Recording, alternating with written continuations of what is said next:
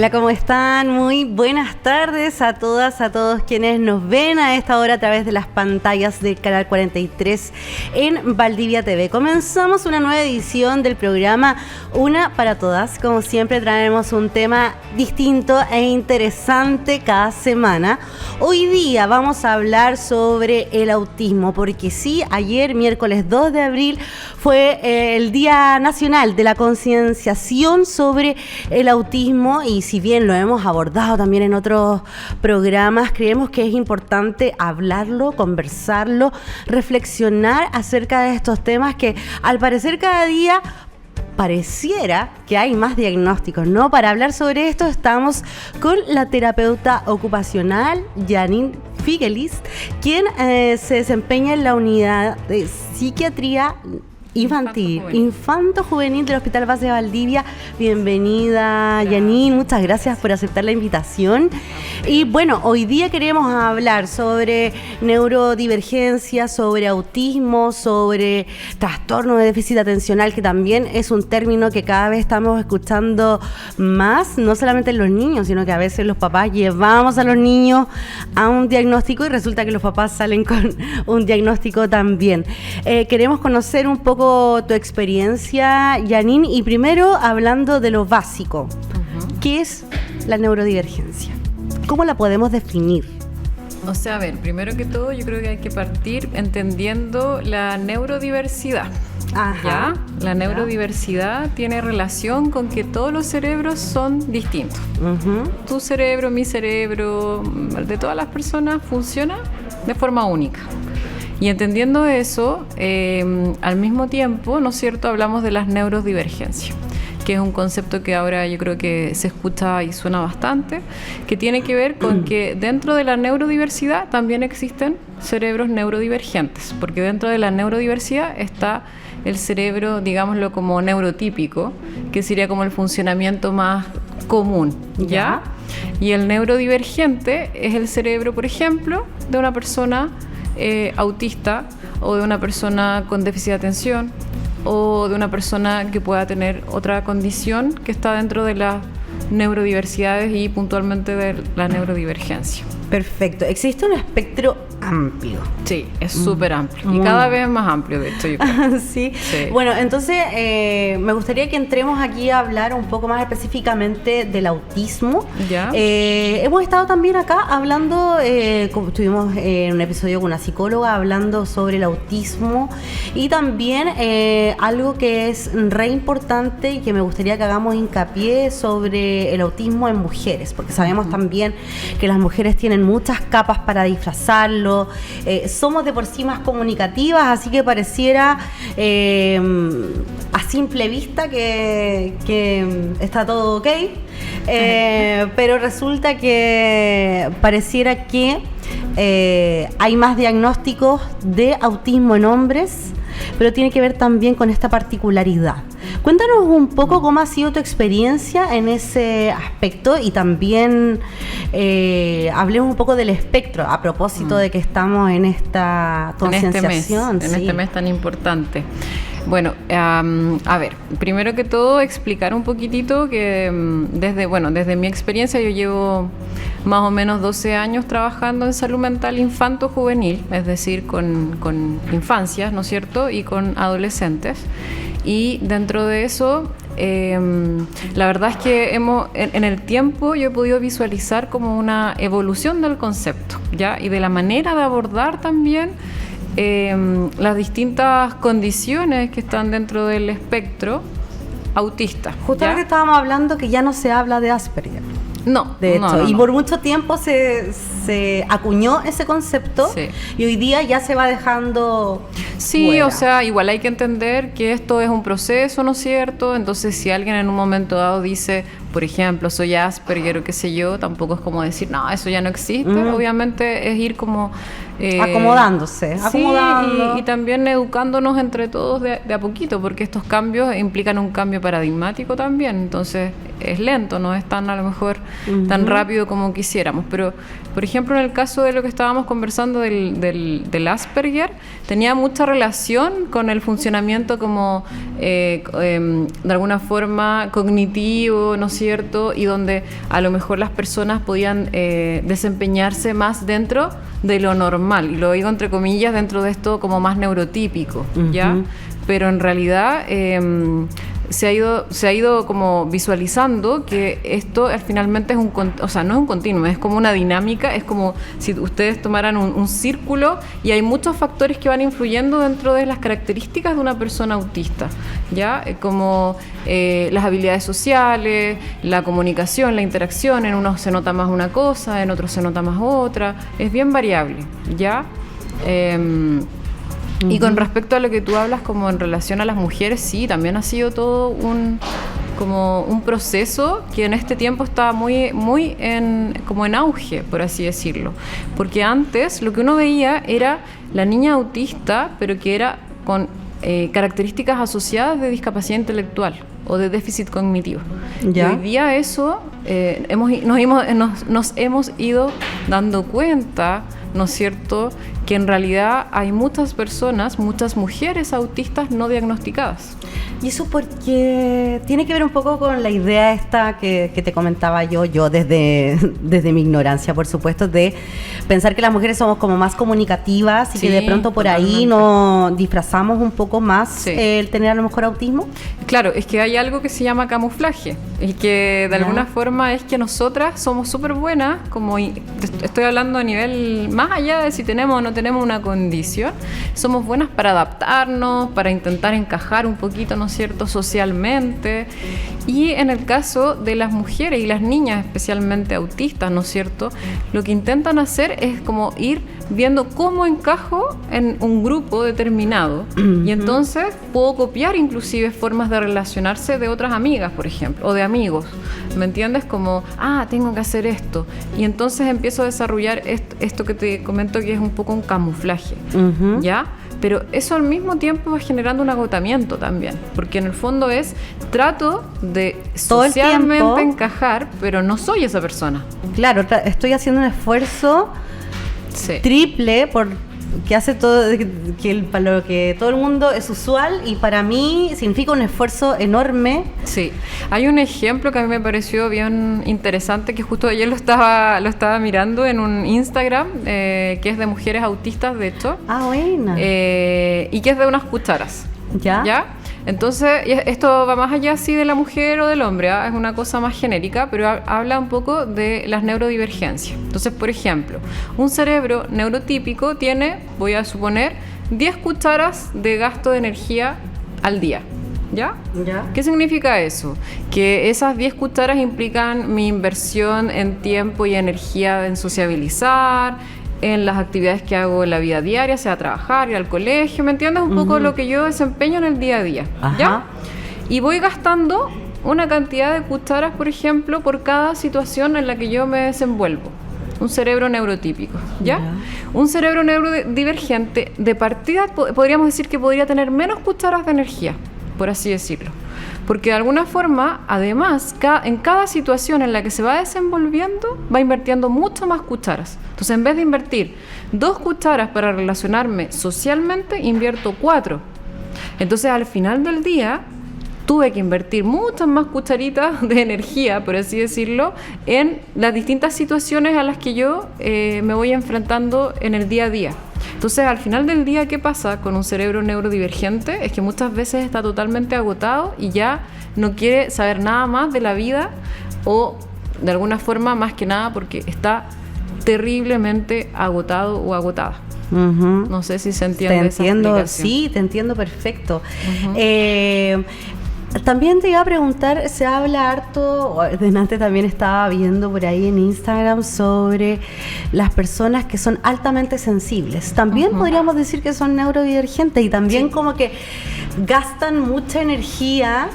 Y me acordé de lo que tú me estás hablando de las cucharas de estas personas altamente sensibles.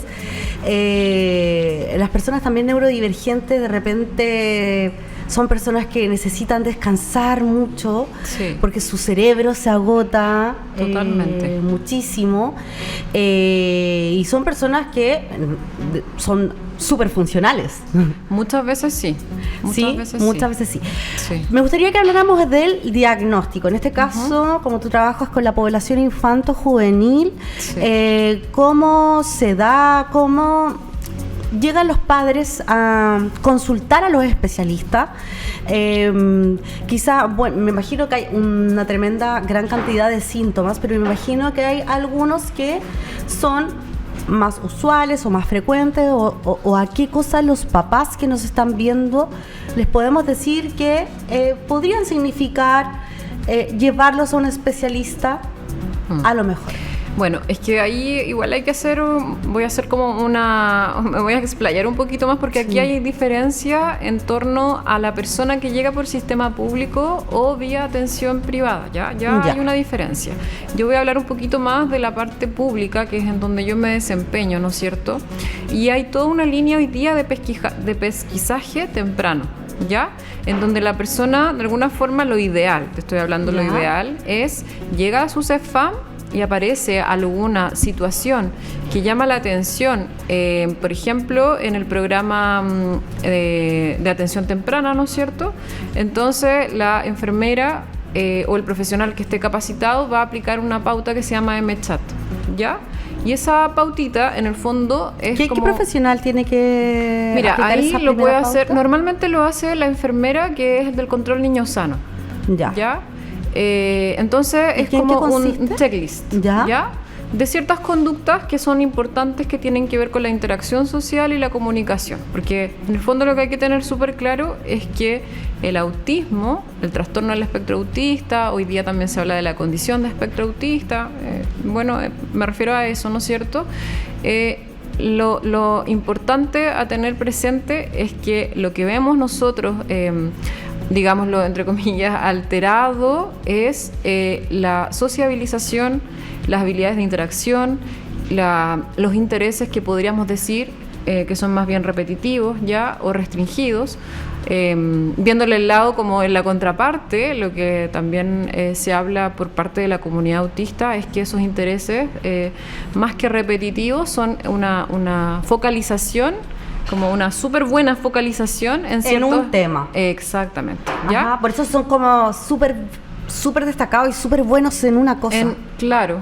Y también pueden Muchas pasar veces. por periodos, ¿me entiendes? Ya. Por ejemplo, cuando son chiquititos, a algunos les llama la atención una cosa y después a los 2 años después hay otro interés, o inclusive puede ser en menos tiempo, ¿ya? Pero bueno, volviendo un poco a la pregunta, hay que tener súper claro que entonces, ¿dónde vemos la dificultad? Es en cómo el niño se relaciona, Interactúa. cómo interactúa Ya. en estos intereses también más profundos, digámoslo así, ¿ya? Y que eso suele llamar la atención, ¿ya? Entonces, si volvemos un poco a lo que me estabas preguntando, en el sistema público, el primer como Filtro. Claro, filtro, exacto, es Ya. a través del CEFAM. Luego va a ir al médico del CEFAM, si es que es necesario, ¿ya? Y el médico va a decir, en realidad tengo ciertas dudas, sería mejor que existiera una evaluación de neurólogo o neuróloga o psiquiatra infantil, ¿ya? Y eso en nuestra ciudad, en nuestra región, ocurre o en el hospital base o en algún CESAMCO, que son los centros de salud mental comunitarios. ¿Y ahí se le aplica algún test específico? Mira, Siempre tengo esa duda. es que en realidad, mira, lo que sucede, al menos en el sistema público hoy ¿Ya? día, es que la evaluación es médica, Ya. el diagnóstico es médico. Ya. Al menos en nuestro país eso es así. Ya, el diagnóstico es médico y el diagnóstico lo tiene que hacer, como te decía, o un neurólogo o neuróloga infantil o una psiquiatra o psiquiatra infantil, ¿ya?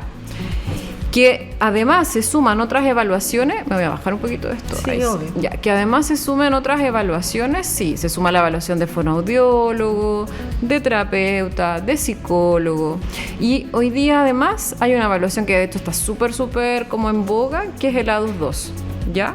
¿Ya? Pero hay que tener harto ojo con el ¿Qué es ADOS eso? 2. Perdón, Es una evaluación. ¿Ya? Que es un complemento diagnóstico.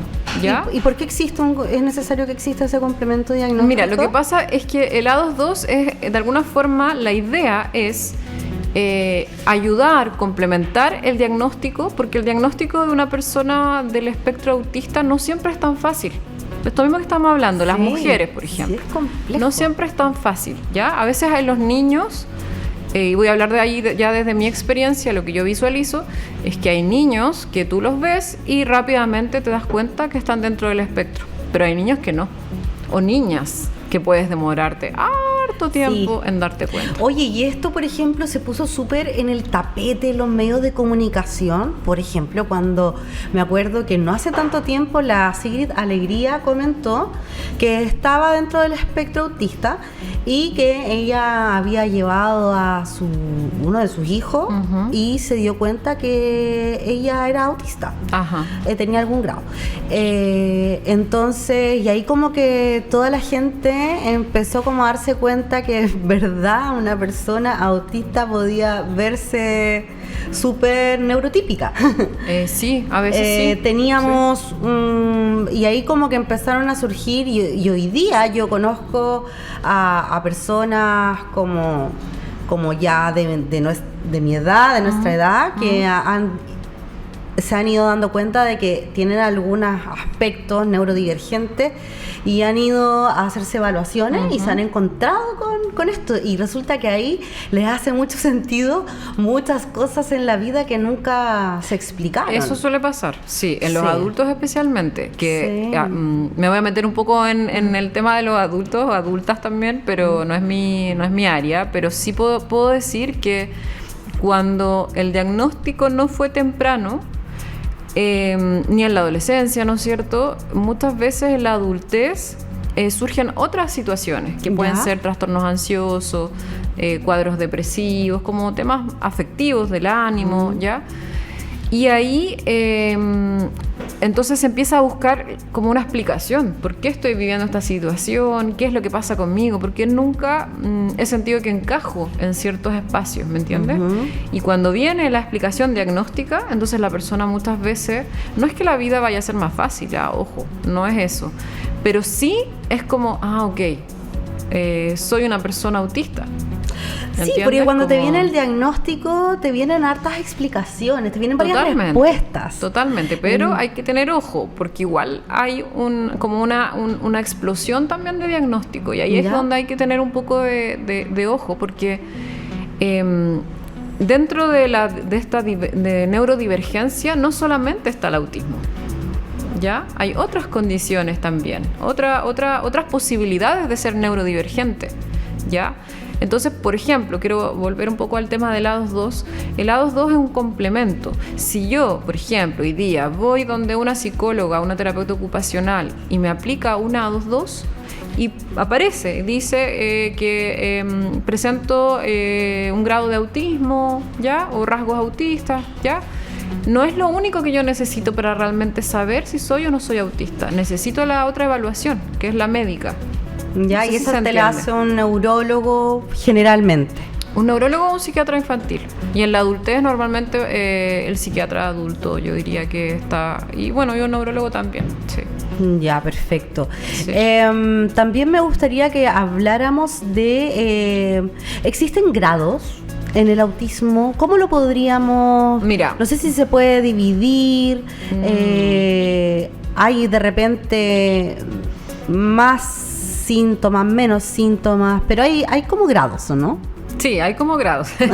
Si lo podemos llamar así. Pero lo que pasa es que ahí hay varias como cosas, ¿ya? Porque nosotros nos manejamos según ciertos criterios diagnósticos, ¿ya?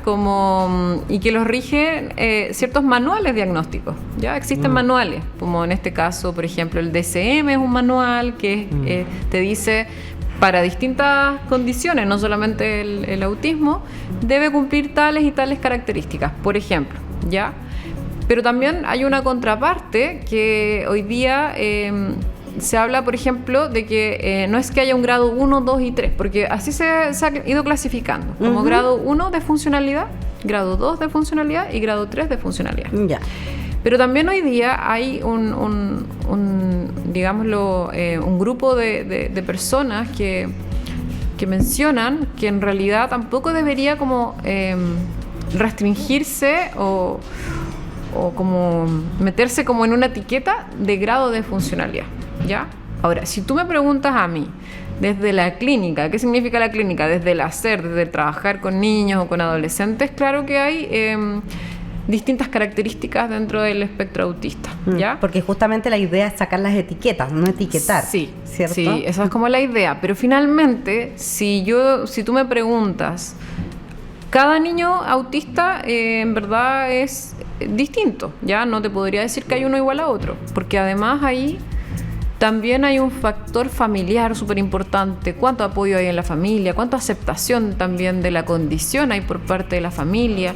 ¿Cómo está apoyando el colegio? ¿Entiendes? O sea, entran a jugar muchos otros factores. Y de alguna manera lo que yo podría decirte es que hay como profundidades.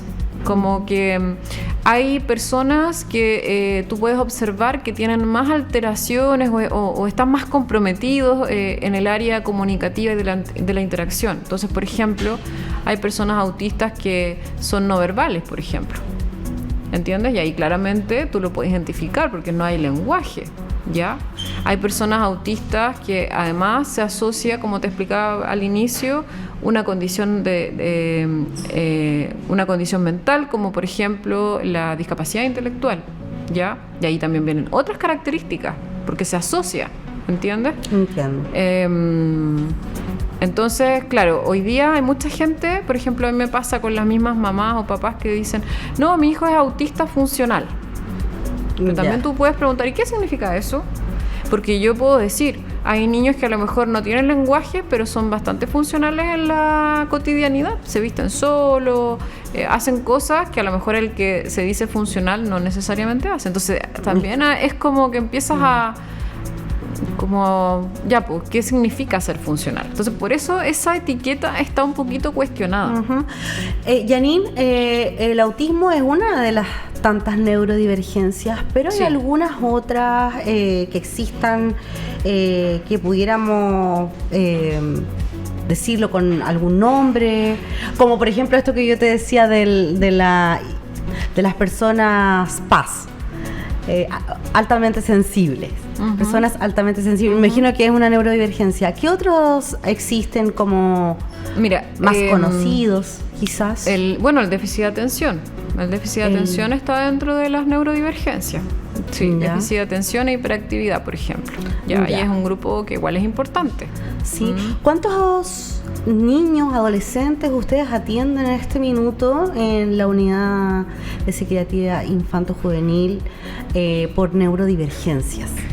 Chuta, darte así como un número es súper difícil porque no por ejemplo, todas las personas que atiendo yo no son las mismas que necesariamente está manejando un médico. ¿Estás atendiendo tú, por ejemplo? Yo, por ejemplo, yo creo que actualmente, si yo veo, de hecho el otro día tuve que hacer un poquito esa revisión, son como 50 más o menos, que están como dando vuelta y ya, unos que se atienden como más semanalmente, otros que son de comuna, entonces no pueden venir siempre ya, pero ahora puede ser que sean más, porque hay gente que viene ya muy pocas veces y realmente ya no las consideras dentro como de los pacientes o de las personas que tú estás atendiendo constantemente. Ajá.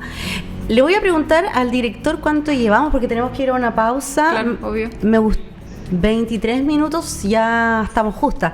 Me gustaría que a la vuelta habláramos un poco cuál es el papel de los terapeutas ocupacionales, el rol que tienen en esta terapia con personas neurodivergentes o cómo les ayudan ustedes. Y también que hablemos un poco del trastorno de déficit atencional y hiperactividad, que son también diagnósticos bastante usuales en la población infantil juvenil. Así que vamos y volvemos. Quédense con nosotros.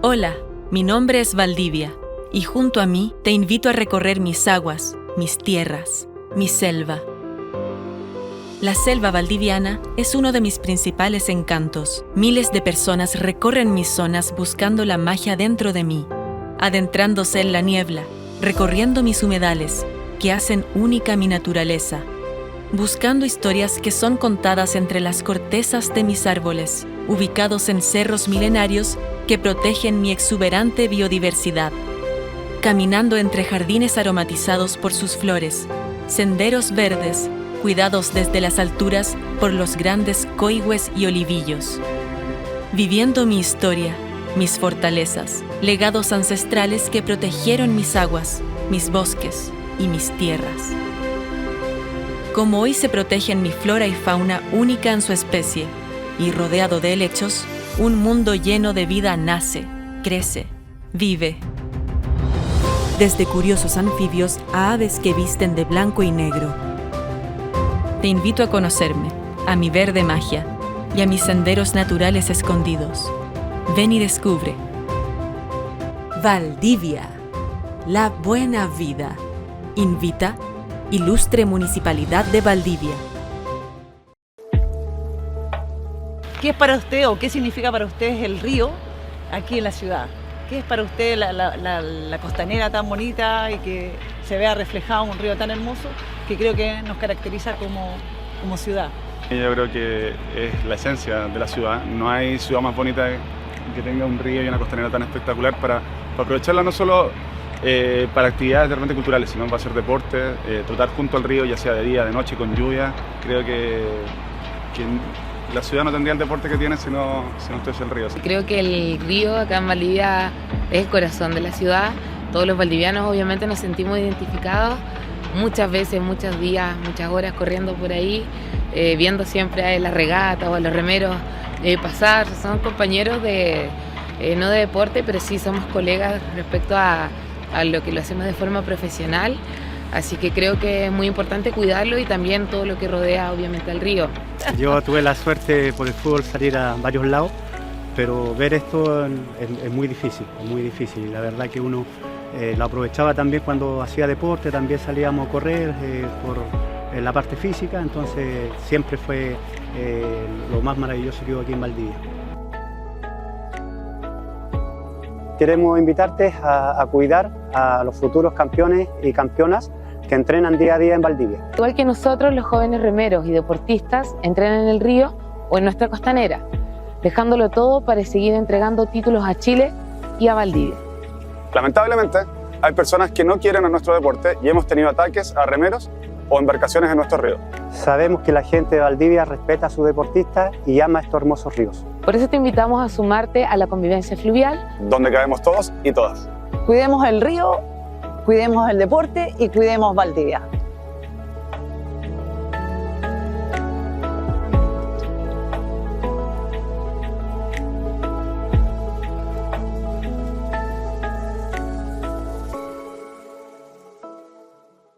Disfruta de la buena vida de Valdivia todo el año.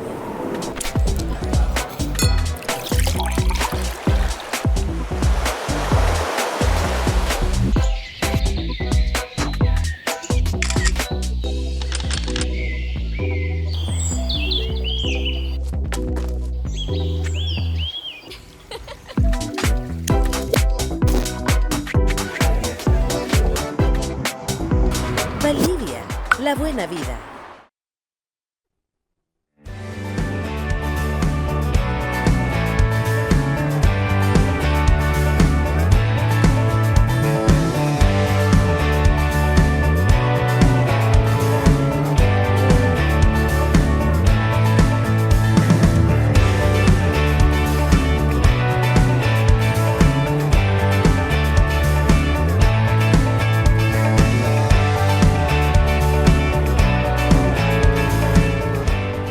Estamos ya de regreso, seguimos aquí con la terapeuta ocupacional Janine Figelis, quien trabaja en la unidad de psiquiatría infanto-juvenil del Hospital Base Valdivia, hablando sobre neurodivergencias y autismo.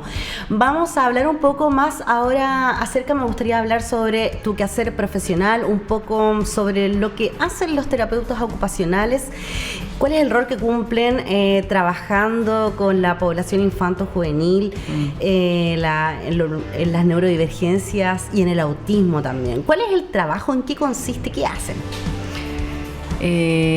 Bueno, primero que todo decir que los terapeutas ocupacionales podemos trabajar en hartas cosas distintas, entonces eso nos hace como una profesión bien versátil, digámoslo así. Pero claro, si me pongo a pensar un poco más en esta área, nosotros lo que al final de cuentas tratamos, es como nuestro objetivo, más allá de la condición, ¿ya? Es poder favorecer que la persona se incluya, que participe de alguna forma de la mejor manera en los distintos espacios en los que se desenvuelve, ¿ya? Entonces, por ejemplo, si yo tengo una niña o un niño que está teniendo desregulaciones emocionales, llámese pataletas, crisis de llanto, que no quiere quedarse en el colegio o en el jardín, ¿ya?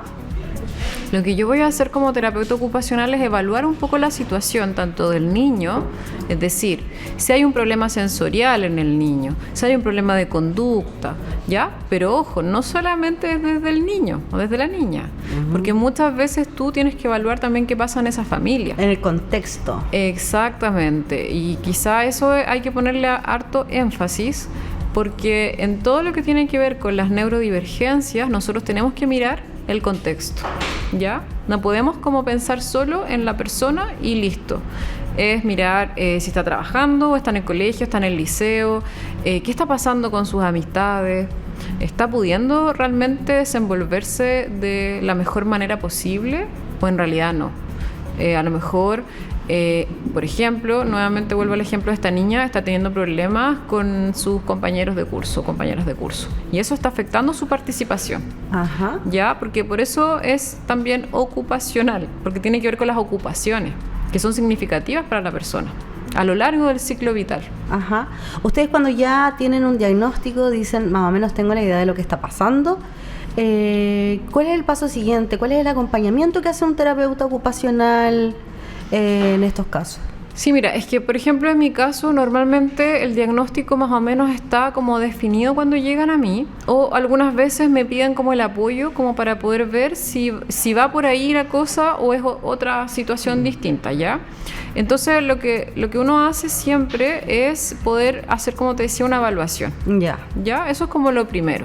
Y en base a eso uno define si realmente este niño, esta niña, este adolescente necesita terapia ocupacional o en realidad no lo necesita más ir a psicólogo o necesita ambas cosas. ¿Y cómo sería la terapia ocupacional?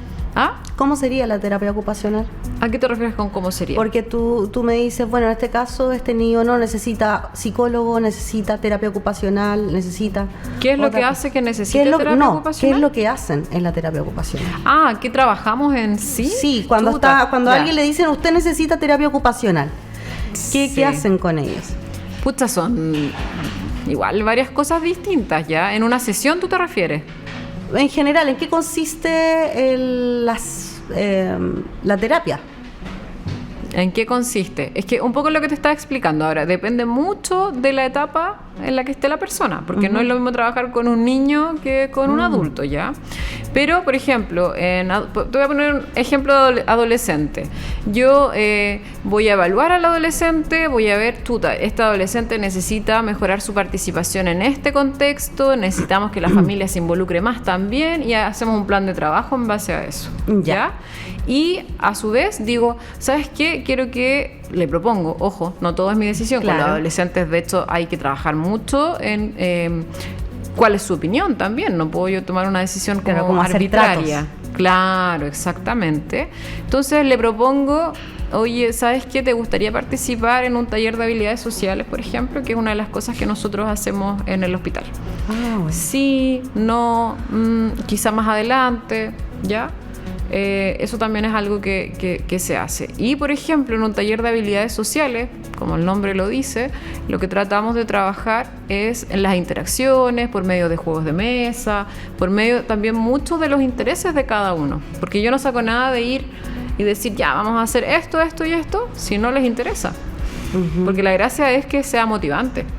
Es súper interesante la terapia ocupacional porque engloba un poco, tiene un poquito de todo. Sí, tiene un poquito de todo. Y como bien lo dice, en el fondo les ayuda a las personas como para sentirse mejor como en sus espacios, Sí, ya sea en su trabajo, en los espacios sociales con los amigos, en el colegio.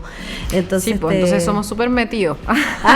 Metete en Somos en todos metidas. los ámbitos. Sí, en todo. Pero está bien porque es como tiene una visión más global de toda Esa es la la parte idea. de Sí. salud que Y no solo salud, por ejemplo, si yo tengo problemas con un niño en un colegio, yo voy a llamar al colegio, voy a pedir entrevista con la profesora o con la terapeuta ocupacional, a ver qué está pasando, cómo podemos ayudar ahí. Entonces, sí, Qué desde bueno. salud, en mi caso, Ujú. porque hay terapeutas que trabajan también en contexto escolar, po, pero en mi caso desde salud yo voy a tratar de coordinar las distintas instancias para ir mejorando el funcionamiento, en definitiva, de todo el contexto. Qué interesante, está súper bueno.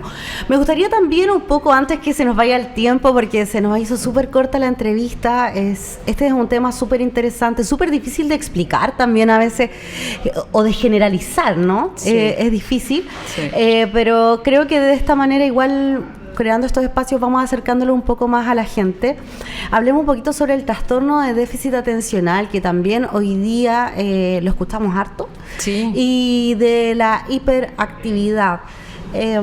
¿Cómo podemos pesquisar o darnos cuenta? ¿Cuáles son las primeras señales que nos indican que un niño tiene trastorno de déficit atencional o hiperactividad? Primero que todo, sabes que como me queda dando vuelta algo y que lo quiero relacionar y vincular como con el tema de las mujeres.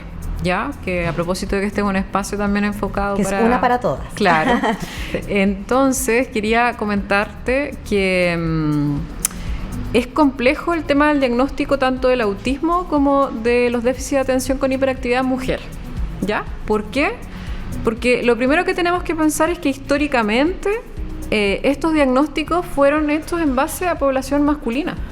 Claro. ¿Te fijas? Entonces, por ejemplo, las pautas que tenemos hoy día para diagnosticar autismo o para diagnosticar déficit de atención con hiperactividad están pensadas en hombres y los comportamientos femeninos son distintos, naturalmente distintos. Claro. ¿Ya? Entonces, volviendo un poco a lo que me estabas preguntando, el déficit de atención con hiperactividad, el diagnóstico es mucho mayor en hombres y sí hay como un periodo que es diagnosticado a temprana edad, que es porque el niño es realmente muy activo, o sea, un niño que entra y que tú lo ves y va a saltar y va como muy evidente, ¿ya? Que es hiperactivo. Claro, muy evidente, hiperactivo, ¿no es cierto? Pero después a veces nos pasamos hasta la edad adulta. Cuando el adulto, por distintos motivos, adulto me refiero a mujer o hombre, en la adultez, empieza a tener otros problemas. Por ejemplo, no logra focalizarse bien en una tarea, le cuesta organizar su día, como decir, ya, sabes que tengo que hacer esto, lo otro. A uno le vienen como bombardeos de cosas que tienes que hacer en tu mente, pero no logras organizarlas en realidad en la acción, en el hacer. ¿Ya? Entonces, ¿ahí qué sucede en la adolescencia, en la adultez? Empiezas a preguntarte, chuta, ¿qué está pasando? ¿Por qué no logro ser efectivo o efectiva en lo que tengo que hacer? O sea, laboralmente, en la universidad o qué sé yo. Y ahí viene otra ventana que podríamos decir de una posibilidad diagnóstica, ¿ya? Pero vuelvo a insistir, en las mujeres está todavía como medio subdiagnosticado. ¿Cómo se llama? El déficit de atención, ¿ya? Porque la hiperactividad en mujeres también se presenta distinta. ¿Cómo se presentan mujeres? Por ejemplo, ¿cómo lo has visto tú en tu experiencia? Las mujeres, bueno, porque pasa lo mismo, esto tiene que ver con la neurodivergencia, ¿no es cierto? Volvemos a lo mismo del camuflaje, de la adaptación. Entonces una mujer puede igual tener problemas de atención y de focalización, pero disimularlo mucho mejor. Entonces imagínate una mujer que disimula mucho mejor en el colegio. ¿Qué va a pasar? Pasa desapercibida. Versus un niño que está saltando, que no se logra sentar en la silla, ¿me entiendes? Entonces, lo que hay que tener súper claro es que no, y esto me refiero también a los padres, a las madres, ¿no es cierto? Que si nuestra hija le cuesta, por ejemplo, un poquito aprender, o a veces es un poco impulsiva, o a veces siente que todo la está agobiando mucho, no mirar como un poco esto como, le está poniendo color. a lo mejor sí hay algo, a lo mejor sí es buena una evaluación, a lo mejor no va a pasar nada, vamos a seguir igual, pero a lo mejor sí había algo y nosotros no lo estábamos como observando, ¿ya? Porque también a veces hay temas de impulsividad, ¿no es cierto?, que de repente nosotros podemos como observar, pero insisto, las mujeres tendemos a ser mucho más disimuladoras, ¿ya? Sí, absolutamente. El trastorno de déficit atencional, por ejemplo, en los programas hoy de los establecimientos educacionales públicos que tienen los programas PIE, ¿está dentro? ¿Es una necesidad educativa especial? Sí, pero en general se considera no permanente, porque el déficit de atención podría... ¿evolucionar? Claro. ¿También? Sí. ¿Sí? ¿Y la hiperactividad? Lo que pasa es que en el fondo ahí vienen todo lo que tiene que ver con las intervenciones, que igual hay un porcentaje, ¿no es cierto?, de niños, de niñas que bien tratados también van es que no sé la palabra mejorar, pero van evolucionando un poco en la condición que presentan, ¿ya? Entonces sí están dentro del proyecto de integración y hay niños que pueden estar años dentro del proyecto de integración por déficit de atención e hiperactividad, ¿ya? ¿Por qué? Porque normalmente ahí requieren ayuda de especialistas, ¿no es cierto?, la educadora diferencial, psicopedagoga, fonoaudiólogo a veces también, especialmente para los procesos de aprendizaje, ¿ya? Pero hay una patita que tiene que ver con la impulsividad, con la hiperactividad, que normalmente yo percibo, y puede que en esto me equivoque, es una percepción mía, que está un poquito todavía poco abordada a lo mejor en los colegios, y eso hace que también viendo la realidad de un colegio público, hay muchos niños, muchas condiciones, cada vez hay más condiciones distintas, ¿no es cierto?, se vuelve difícil de tratar, porque también necesitamos más profesionales capacitados dentro de los contextos escolares. Sí, y Janine, y en ese mismo sentido, ¿en qué crees tú que estamos a la deriva? A propósito de que este miércoles se conmemoró, ¿cierto?, este Día Nacional de la Concienciación del Autismo, con respecto a las neurodivergencias en general, ¿en qué estamos a la deriva como sociedad, no solamente en lo escolar? ¿En qué nos falta para...? Yo diría que es harto porque... ¿Cómo estamos con respecto a la inclusión? Mira, yo creo que viendo un poco el lado positivo de la cosa, igual pienso que somos un poco más inclusivos, pero la verdad es que siento que igual hay falta, porque de alguna forma faltan conocimientos, hay mucha también estigma, o sea, como, eres autista, entonces tienes que ser así y asá, y eso tampoco es tan así, no necesariamente. Y falta conocimiento de esto mismo, claro, que hablamos de que todos los estudios y todo se basa en hombres, como en el fondo lo hacen quienes mismos se dedican a esto, los especialistas, para poder diagnosticar mujeres en... Sí, ahora han ido apareciendo algunos estudios, pero son súper recientes o de hace un par de años. Pero como volviendo a tu pregunta, yo creo que el tema de la inclusión, porque es un término que yo creo que ya todo el mundo maneja, o sea, todo el mundo sabe lo que es la inclusión o cree saber lo que es la inclusión, pero en realidad mi percepción, al menos de cuando yo veo jóvenes y veo también niños, es que al final en muchos contextos no se sienten incluidos realmente. Y no se sienten incluidos porque los niños, niñas, adolescentes no siempre son capaces de sacarse las etiquetas también de lo que pienso del otro o de la otra.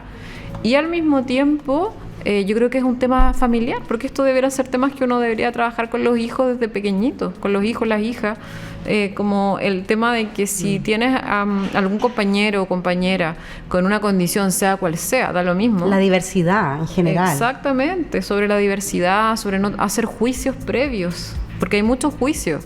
Como, ¿cómo vas a ser tan sensible? ¿Cómo te va a molestar tanto el ruido? Y hay gente que le molesta excesivamente el ruido. Sí, por ejemplo, a mí me pasa con mi peque, que está ahí, la Florencia, que de hecho, por ejemplo, la trajimos para la noche valdiviana y bueno, yo estaba trabajando acá justamente. Y mi familia estaba con ella y ella empezó así como así como el ruido, y finalmente mi papá se tuvo que ir a la casa con ella porque ella no soportó el tanto ruido. No, pues hay desregulaciones sensoriales. Sí, Y bueno, no sé, hay niños que son más sensibles con Totalmente. eso. Ella es súper sensible con los ruidos. Si escucha algo, mamá, mira, escucha ese ruido. Mira, escucha. ¿Qué es? Sí. Y a veces tenemos que apagar todo para escuchar qué me está preguntando. Ella es súper hipersensible a los ruidos. No tengo idea si es porque cuando ella era bebé vivíamos en un lugar donde justamente no había nada de ruido porque era fuera de la ciudad, o no sé, o simplemente por factores genéticos, no tengo idea. Pero ella es así. Sí, es así, ¿no? Se puede obviamente ir trabajando todo lo que tiene que ver con las sensibilidades a nivel sensorial, ¿ya? Pero lo importante es que no tengo por qué emitir un juicio sobre lo que el otro percibe o no percibe, porque es su mundo interno. O sea, cómo yo percibo los ruidos, solo yo sé, en realidad. Y por ejemplo también, hablando de esto de cómo uno percibe el mundo interno, algo que pasa mucho en ya la vida laboral, adulta, hoy se estresa con cualquier cosita. Resulta que no todos tenemos el mismo grado, la misma cantidad de cucharas. No todos tenemos la misma cantidad de cucharas, y hay personas que se estresan con algo que puede parecer muy poco, y hay otros que tienen mucho aguante y pueden aguantar mucho estrés, y eso yo lo veo mucho, y veo que también en los lugares laborales como que se juzga como es como un prejuicio negativo, así como que lo relacionan con un poco tu poca capacidad de trabajo o lo flojo que puedas ser, pero de repente no es que la persona sea floja en el trabajo, sino que simplemente está en su límite de estrés. Sí. Está en su límite. Entonces también es importante que desde los adultos comencemos a tratarnos mejor en ese sentido y les vayamos transmitiendo eso también a los chicos, ¿no? Sí, el tema de los juicios, porque si nosotros empezamos ahora a nuestros hijos chiquititos a enseñarles que en realidad yo no tengo por qué emitir un juicio de la otra o del otro, yo creo que las cosas van a ir cambiando, porque al final las escuelas yo creo que tratan de ser inclusivas.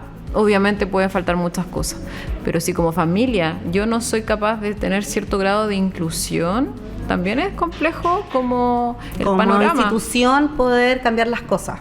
Claro, es ¿cierto? como todo parte en la familia igual, ¿te fijas? Es como... Absolutamente. En el fondo es lo que yo le transmito a mi hijo o a mi hija sobre ciertas creencias, ¿te fijas? Ajá. Y en este caso no es la excepción, en el caso de la neurodivergencia, las neurodiversidades, y repito, no solamente en esa esfera, en todo lo que tiene que ver en salud mental, salud física, en todo, ¿me entiendes? Como es cambiar un poco nuestro paradigma finalmente. Sí, por eso también es que hemos creado este espacio para hablar sobre diferentes cosas, para hablar sobre temas tabú, para hablar sobre salud mental, porque queremos crear también estos espacios para hablar sobre justamente lo que nos cuesta, lo que a veces nos cuesta traer a la mesa y todo eso. Así que, Janine, te queremos agradecer muchísimo haber aceptado la invitación de estar aquí en el programa Una para Todas, entregando esta información tan valiosa a la gente, un espacio donde también hacemos educación, sí, también informamos, educamos a la gente, y siempre si alguien se quedó pegadito ahí mirando un rato y algo de todo lo que hablamos le quedó, está la pega hecha. Sí, así que felices. Muchas gracias, Janine, por estar con nosotros. Muchas gracias, igual. Y bueno, como siempre, los dejamos invitados a que nos sigan. Pueden ver nuevamente el capítulo en nuestro canal de YouTube, y por supuesto nos encontramos nuevamente el próximo jueves con otro programa interesante. Que estén muy bien. Hasta la próxima.